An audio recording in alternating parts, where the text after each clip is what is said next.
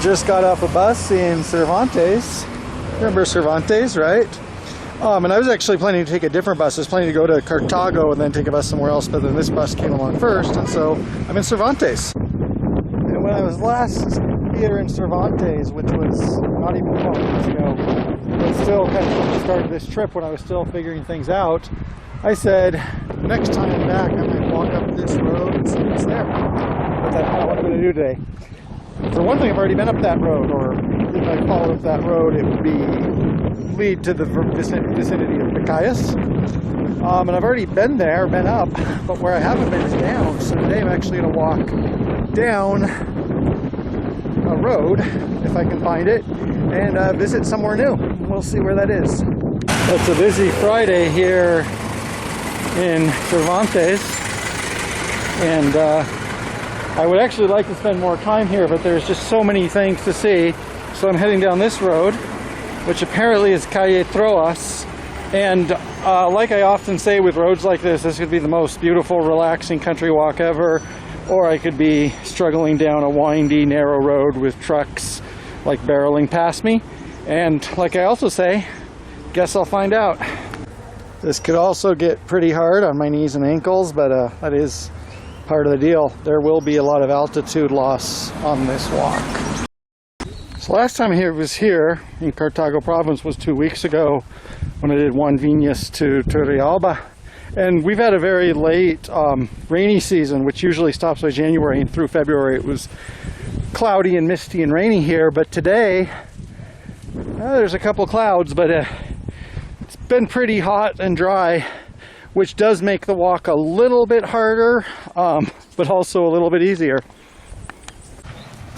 And this is one of those places where I'm having trouble composing just what I'm seeing. And hopefully through the video it looks impressive. That's pretty impressive. And just how much altitude we're losing and how far away those mountains are and how deep this valley is. Really impressive to be here, but perhaps hard to capture. But hopefully I'm getting a little bit of it. If I could hook up a perceptual link to my knees or ankles or toes, that would probably make this pretty clear. We have a melon field there, or some type of melon fruit. And remember when I was in Cervantes, I think I saw the top end of that field. Now I'm walking along the bottom end of it. Pizza a leña, wood oven pizza, which sounds tempting, but I don't know where that actually is. Is there like a Airbnb or micro restaurant somewhere around here? Just something to think about. Also, there's like a little bus barn there. And I don't know if those are school buses that have been turned into school buses or if this is for local buses. And obviously, like I said many times, it's obvious, kind of interesting from a U.S. perspective, because you would not have public transportation and old school buses going down little winding, dipping, diving country roads like this, but here that is a thing, or at least it can be a thing. And then also, I always ask this question, what type of neighborhood is this? Some of this has been very obvious agricultural land, but here we have what looks to be a little village. There might even be a store here or something. And I took a right, and I'm still going down this road, and I still have a ways to go, as you can see. So a farmer stopped me, and we went to his farm, and he told me about everything here in Spanish, of course. Talked for about 20 minutes. I've kind of complained before that hasn't happened, and now it finally did. Like I'm actually, learning directly about what's going on here from the locals, and that always feels good. And I understood most of it. Some of it was like farming stuff, but I understood most of what he was going to say, including he told me, as I understood it, that this area, what this is like a lava flow that came down off of volcano Irazu, perhaps off Turrialba, or perhaps off of a peak that didn't exist when this lava flow happened. And that some of the reasons why there's specific crops in some areas and not in others is because you have different soils from where the richer lava flows occurred. Isn't that fascinating? And look at that view. Just look at it. Look at that. Also, you could probably start at Paraiso, or even the places above Paraiso, and you could ride a bicycle down here, and it would be the best 5 minutes of your life. You could probably easily get over 30 miles per hour on a bicycle going down this road. And as you can see there, and as we saw up on Pacayas, we do have very large volcanic rocks here still.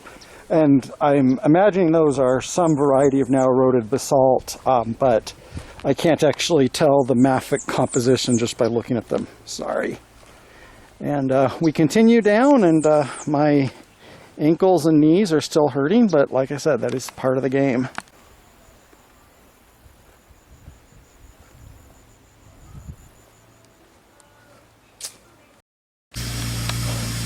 So I looked down a little while ago and you can see Santiago, but still taking a while to get there.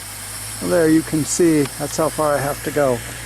I don't know if I ever said I was going to Santiago, but yes, that is my destination. I guess that's not too much of a secret, and it actually doesn't mean much to say Santiago. So on some of these walks, the steep part is just one part, and then you reestablish a gradual loss in altitude. This walk has been pretty much steep downhill the entire time. Not that I'm complaining, that's what I signed up for. Looks like I am almost there, although even when I am there, might have other places to go. We'll find out. So right here we've reached the old railroad tracks. And of course we've seen these in Paraiso, and then we've seen these in Turrialba, and so this is where they go through, or there they did go through. There's also somewhere along here an antique train station. That's kind of the next place I'm looking for, as well as just seeing what is in the center of town. Well, I'm going to guess that right there is the antique train station, and I can't 100% be sure, but that certainly looks like that was a train station. There's even a drinking fountain here. I drank some of the water. Question is that water potable? Guess we might find out. Hopefully we will only find out by not noticing that. I'm continuing to walk through the town. The town is a little bit bigger than I thought it would be. I mean, you can see this is not just like a little tiny agricultural village based around a few fields. We have a nice little pocket park here. I like Santiago. I mean, I like most parts of Cartago, and Santiago is not disappointing me. It looks like we have a church there, and that's at the center of town. I'm going to see what's there, and then I'm going to decide where I'm going to go next. So there's the central church of the district. Incidentally, Santiago is a district of Paraiso Canton, and we're actually pretty physically close to Paraiso, but it would take a long time to get there. So this is the football field. A lot of times that's the center of a town, especially if a town doesn't have like the typical town square. This is the equivalent. And you can see just where we came from, and you can look and kind of take a look and a guess at what this town is like. I didn't notice this until I did notice it. You're probably thinking, what's going on here? This is an American style picnic table, not made of wood, which is probably a secret. So picnic tables in Costa Rica, you've probably seen in videos, are usually circular stone with stone benches encircling them. This isn't something you see here a lot, because even when it's, I guess just because they didn't make them out of wood, and then there's no reason to use the wood style if you're not using wood. But they have one there. They also have a municipal swimming pool. Santiago seems to be doing okay for itself. If they have, look at that, that's a nice swimming pool, nice facilities. They have a social center, the kiosk. And then we're back at the church. Interesting. And they even have little pink houses for you and me. So I'm walking out of the center of town to see if there is more to the town, because it looks like it does extend for a while. And I didn't really see commercial center, so I am wondering about that. And then also, so I didn't actually think about this, but it makes sense. One reason that melons make a good crop is you can grow them over very rocky ground like that, and it doesn't really affect the effort of harvesting them. So maybe that's one of the many reasons they're a popular crop here. Large agricultural warehouse there makes sense. And it does look like there is more this way, including all these melon fields. Constructing a new school here, but it does look like that was the center of town. a little bit unusual to me because usually in a town of this size there would be at least like a supermarket and stuff, but I didn't really see that. I don't know if all these people are going to like Cachi or Paraiso every time they shop. I did see one or two pulperias. So that, even by Costa Rican standards, where like the layout of a town is a little bit different, this is a little bit strange to me because it's pretty big, but it doesn't have a lot of the facilities you'd think you would find in a town of this size. Incidentally, that is my bus going by. Well, not my bus, but that's my bus. So I'm going to go, one more thing I want to check out, and then I'm going to go back and wait for the next one of those buses. That looks like the old train station I passed. And this apparently is the old route of the rails. It looks like the rails have totally disappeared from here, but the path might go on for a while. So I'm going to, I don't know, take it for about 10 minutes and see what I see down this path, but probably won't take it that far because I've been doing a lot of stuff today and it is getting later. This is unexpected because it's been dry for a while, but there must be a water seep because this is actually like quicksand here. I just bought new shoes earlier this week. Okay, once I get out of this zone, okay, it's gone away now. Okay, so I double checked my map. This is not actually the old railroad tracks. They split off at the station. And the reason I realized that is I saw a house ahead and I was like, oh, is this somebody's driveway? So guess I kind of got off mission on that. So I'm just going to head back to town. Point about that, the house that I saw didn't look like it had been occupied for a while, or it looked like not a residence house. So there's a chance that this path originally, and still is, something railroad adjacent, like this was like a side track, something like that. I'm not sure though.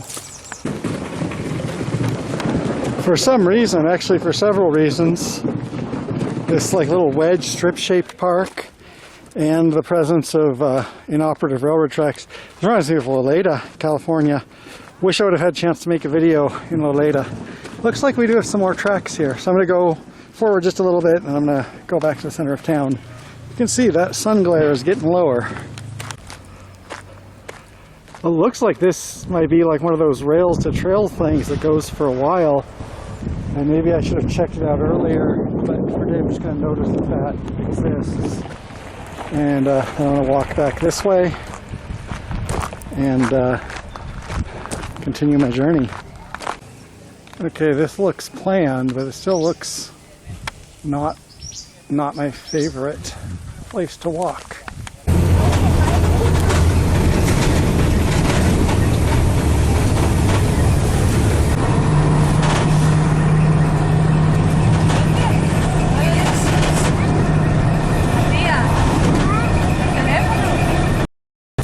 So we're passing back through Cervantes.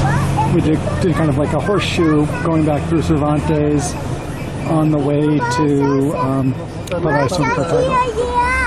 Well, I just got off that bus. This is Plaza Paraiso. This is a shopping center near Paraiso, but actually kind of closer to Cartago.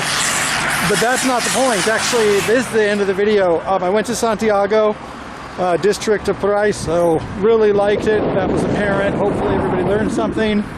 But I still have somewhere to go, but that's in the next video.